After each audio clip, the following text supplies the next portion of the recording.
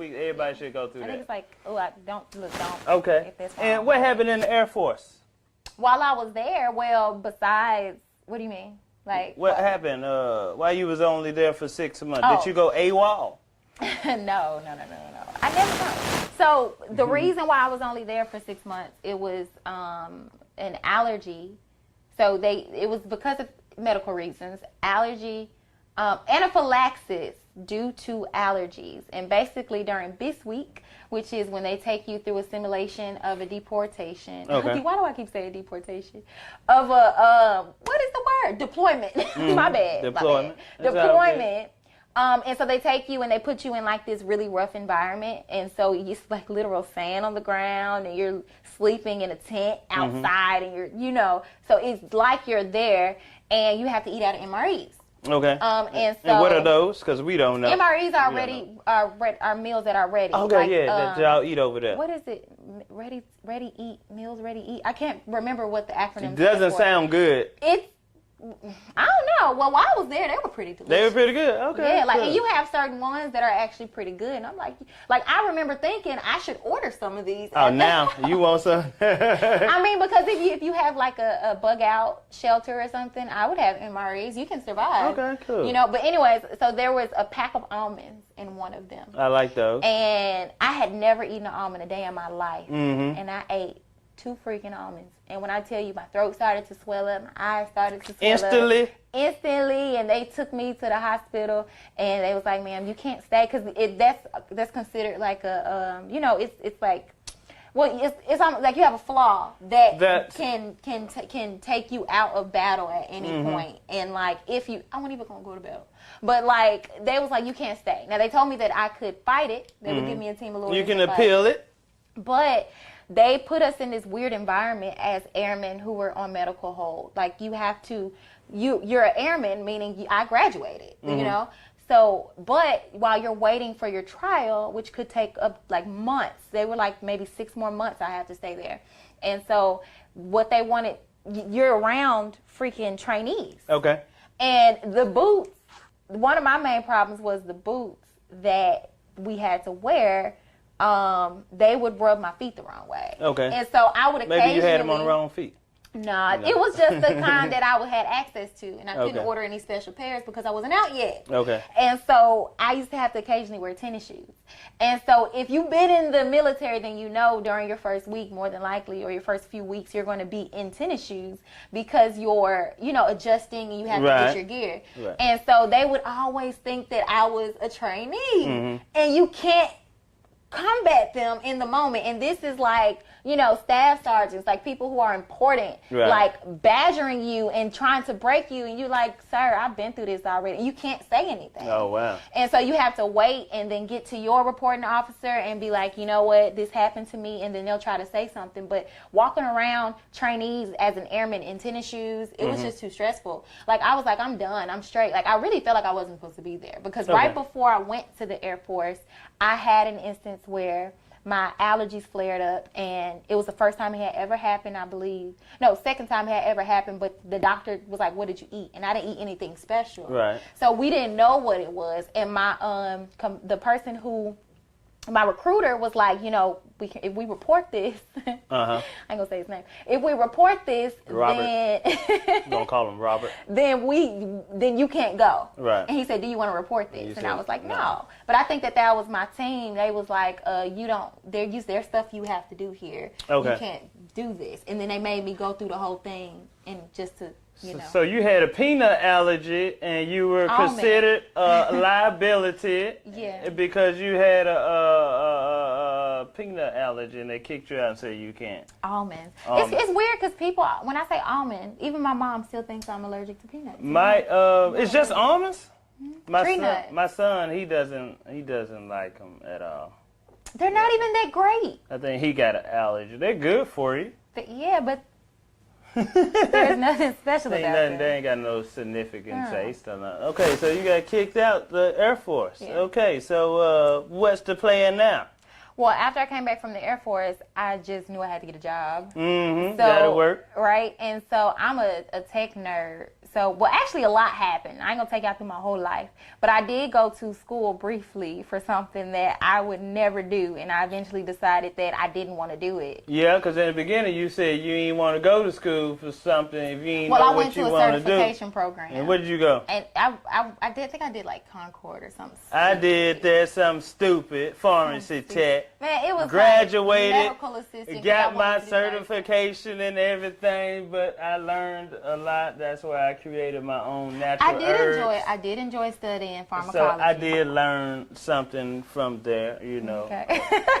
I learned that modern medication wasn't no good. You got to get your natural herbs. So I took the same knowledge that I learned from there and applied it to, you know, herbs. And yeah, we'll talk about that, my Seamoss and Bladderwack tincture later. But yeah, so I went to Concord too. Did you graduate?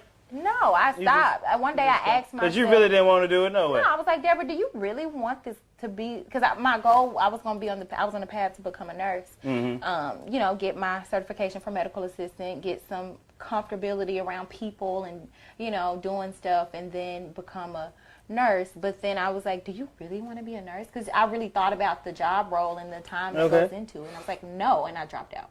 Okay, so what you say you wanted to do then? So during that time, I actually was working a regular warehouse job, and it was in like basic like computer part testing. Okay. So hardware. So hard drives. So the inside of a computer. What's the name of this place? That was Jabil. Jabil Global Network, I think it was. What? I worked at Jabil. I mean, there's so many different places that everybody to I worked at Jabil. I worked at the Riverbed. Jabil was a holy That was, boy, when I tell you, that job pushed my nerves, and I was like, Lord, get me up out of this mess.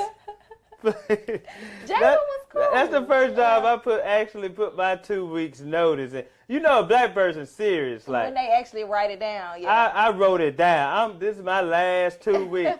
I'm gone.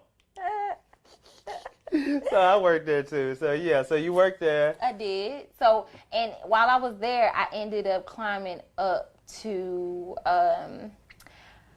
computer repair. Okay. Right? And then once in computer repair, for them, I'm like, y'all are stupid. I'm going to leave.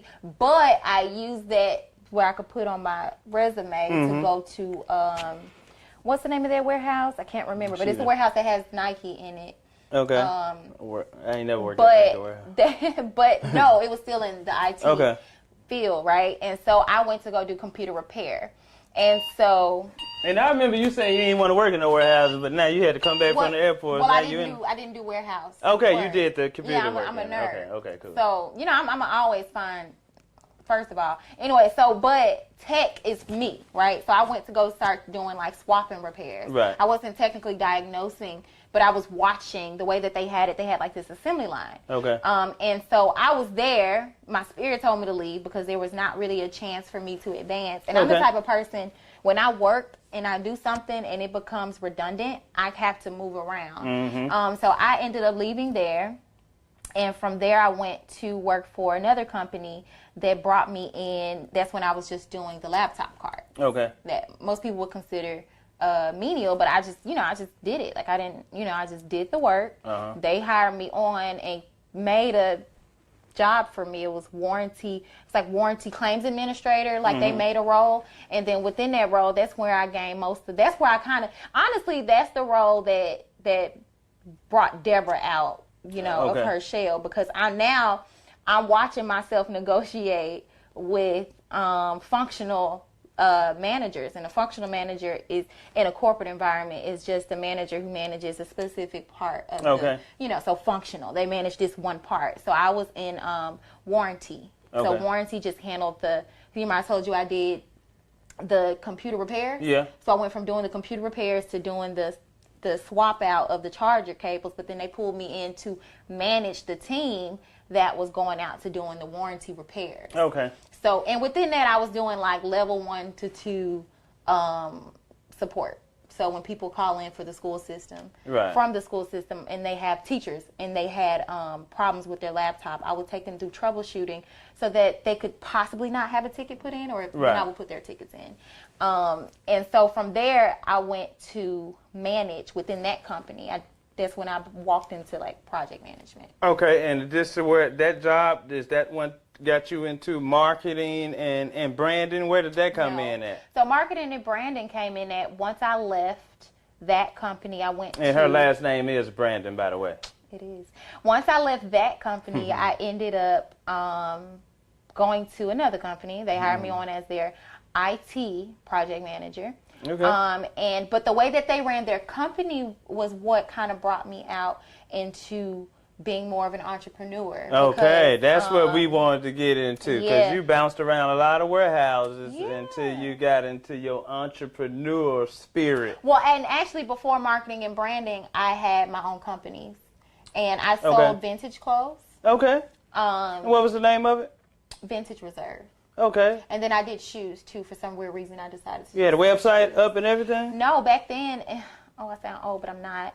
But back then, I just sold everything off of Instagram, because the vintage market is extremely different. It's a niche. And so I sold everything off of Instagram and eBay.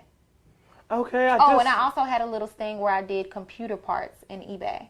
So eBay was a lot. I just heard somebody opening up a vintage store, and they was like, people, what is vintage clothing? Vintage clothing, as a definition, is like older. So think back to like dated clothing. So a lot of people might look and they might say vintage style and they'll sell vintage clothes, but it's not necessarily vintage. So vintage clothing is when it's dated back. Like you can say 10, 20 years. A lot of people date it way further than that, but you can date it 10, 20 years, 30 years, 40 years. Like there's a whole group of people that like stand around and wait on clothes from a specific genre, specific era. Cool. So the older it is, more than likely, 9 times out of 10, the more expensive it is, or the more sought after it is, because it's not, in stock anymore. Right. You got to go somewhere else and find it. Yeah. So you used to get these clothes from somewhere else? And I used to get the clothing. Yeah, don't tell them your plug. I'm not going to tell y'all my plugs. But I used to get the clothes. And I have an eye for it. Like, certain things you look for. Okay. So anyways, when I did that, like that. You had to market your own business and brand it. Right. Okay. And what that taught me was that there's a need for people to learn how to function a business. Yes. And how to maintain it. Yes, I run a business, and I have to watch videos on how to, run it and everything. Especially with the marketing and the branding, you need somebody that an expert in that to come in and help. Well, I always tell people you either have to invest the time or the money, but you're going to have to invest one. One of them. Yeah, I think, I would have to invest the money because I just got so much other stuff. You know what I'm saying? Performing and stuff. Yeah, so let everybody know when you get a business, what is branding the business? Well, branding the business, to put it really simply, is building a cohesive theme that your customer can recognize as you. And so it's brand, everything you brand, everything you touch that meets your customer is what's branded. Okay. So even if it's you saying something and showing up as your company, that's you branding your company. A lot of people don't know that. Like if I tell a story and I show up, then you're representing the brand of your company if you're talking about your company. It could be a flyer, it could be a logo, it could be the text, it could be the website. Like everything that goes into, all the elements that go into communicating what your brand represents. Okay. And essentially the brand. That's branding. Marketing. Marketing is communicating what it is you're selling. Okay. First time hearing it that way. Like to put it really simply, a lot of times we make things very difficult, but marketing is just communicating what you're selling. Like how a lot of people show up on social media and they just ask for support? Yeah. I mean, you can ask for support, but most of the times the people that support you they're not going to be people you know. Right. So you have to put work into understanding like what process you're going to put in. So marketing is like finding a campaign, following that campaign, and communicating that campaign to your customers and your clients, and then having call to actions, and then having different avenues for them to actually purchase your product or service, and making sure that they understand what it is that you're selling. That's good. What this marketing? Well, you having it on there, yes. It's a form of marketing. And looking at it, that's your brand. It's my comedy special on one side and the 38114 show on the other side. Yeah. That's cool. Yeah. A little plug in there. Yeah. So we know, you know what I mean? My comedy special is on one side. You don't know me. You can watch that on your cell phone or TV or your computer. You can scan that code, that barcode right there, or you can go to my website, comedianambrose.com. And that's digital marketing. That's digital marketing. Yes, it is. Yeah. So, a little something. Or, then on the other side, 38114 show, they can scan that and watch 54 episodes of, you know what I'm saying, just Memphis culture. Yeah, it's good, man. Yeah. So, yeah. So, okay, marketing and branding. So, what company, how did you hook up with Delwan Coleman? Well, I met Delwan at his, I didn't actually. I'm saying his name wrong. Delwan. I'm probably I called him one day. I'm one of the only people probably that actually pronounces his name. Did he tell you who his inspiration was? For what? Just everything he's doing? Like who? Everything he's doing. Did he tell you who his inspirator was? He told me a lot of his story. Are you trying to say it? Paper Moon Comics. Oh yeah. Oh.